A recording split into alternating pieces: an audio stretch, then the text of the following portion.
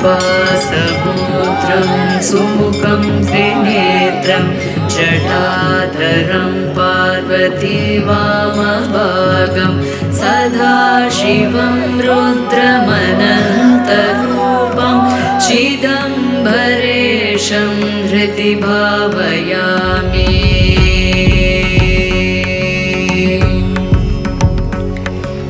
वाचामतीतं फणिभूषणाङ्गं गणेशतातं धनस्य मित्रं कन्दर्पनाशं कमलोत्पकाशं चिदम्बरेशं हृदि भावयामि।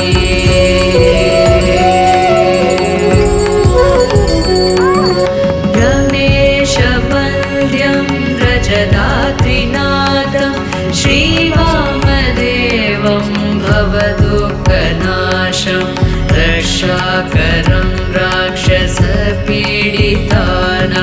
चिदम्बरेशं हृदि भावयामि।